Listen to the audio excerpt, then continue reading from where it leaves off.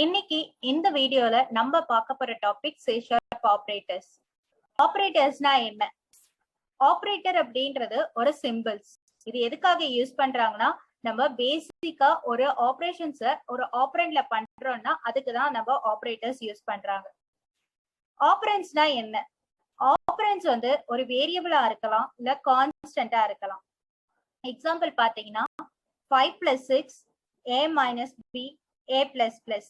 இங்க plus minus plus plus இது எல்லாமே ஆபரேட்டர்ஸ்.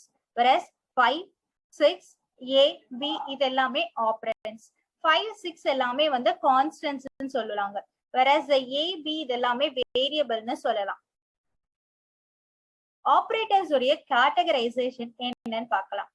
ஆபரேட்டர்ஸ் வந்து நம்ம ஆபரண்ட்ஸ் பேஸ் பண்ணி கேட்டகரைஸ் பண்ணிருக்காங்க. என்னென்னு பாத்தீங்கன்னா, யூனரி operator, it takes one operand to perform an operation. அதே வந்து பைனரி ஆபரேட்டர் எடுத்துக்கிட்டீங்கன்னா it takes 2 operands. Ternary it takes 3 operands. Categorization base பண்ணி சில டைப்ஸ் இருக்கு. பைனரி ஆபரேட்டர்ல arithmetic operators, relational operators, logical, bitwise, assignment இது எல்லாமே வந்து 2 ஆபரண்ட்ஸ் யூஸ் பண்ணி நம்ம பெர்ஃபார்ம் பண்றோம் ஆபரேஷன்ஸ். whereas யூனரிக்கு ஒரே ஒரு ஆபரேட்டர் யூஸ் பண்ணி நம்ம ஆபரேஷன்ஸை பெர்ஃபார்ம் பண்றோம். டெர்னரிக்கு 3 ஆபரண்ட்ஸ் வந்து யூஸ் பண்றோம். எக்ஸாம்பிள் பாத்தீங்கன்னா எடுத்துக்கிறேன். int a = 10, b = 5.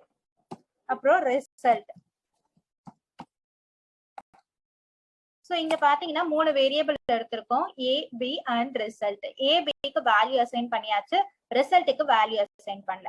சோ ரிசல்ட்ல வந்து நம்ம என்ன பண்றோம்னா ஆபரேட்டர்ஸை யூஸ் பண்றோம், a + b.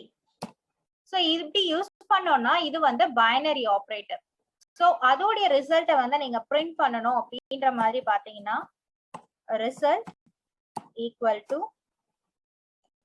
plus ரிசல்ட் இந்த மாதிரி கொடுத்தீங்கன்னா உங்களுக்கு வரும். அதுவே வந்து நான் யூனரி ஆபரேட்டர் யூஸ் பண்ற மாதிரி இருந்துச்சுன்னா ரிசல்ட் = plus a இந்த மாதிரி கொடுத்துட்டு இதோடைய வேல்யூ வந்து நீங்க கெட் பண்ற மாதிரி இருந்துச்சுன்னா அதுக்கு வந்து ரிசல்ட் =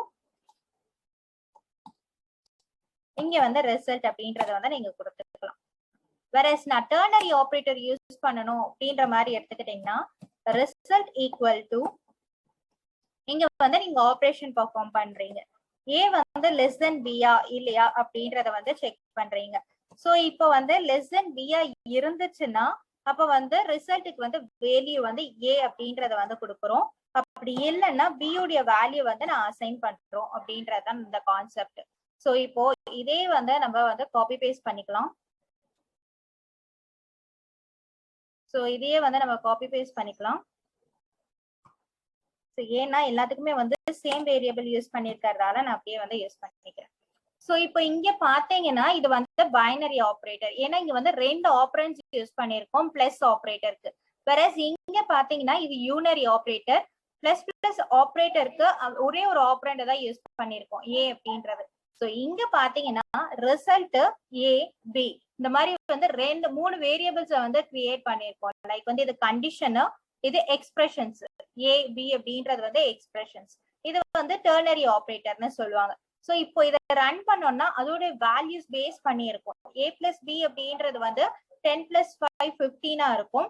whereas a ++ அப்படின்றது வந்து a உடைய வேல்யூ 10, அதோடைய வேல்யூ இன்கிரிமெண்ட் ஆகி எனக்கு வந்து 11 அப்படின்றது வந்து காட்டும். whereas இப்போ கண்டிஷன் கொடுத்திருக்கோம் a b ஆன்னு செக் பண்ற மாதிரி. a b கண்டிஷன் இருந்துச்சுன்னா அப்ப வந்து நம்மளுக்கு ஏத்த மாதிரி இங்க வந்து அவுட்புட் காட்டும். அது ஃபால்ஸ் அப்படின்றதுனால செகண்ட் ஆபரேஷன்ல இருக்கிற b உடைய வேல்யூ அசைன் ஆகுது. நெக்ஸ்ட் வீடியோல பார்க்கலாம். தேங்க்யூ.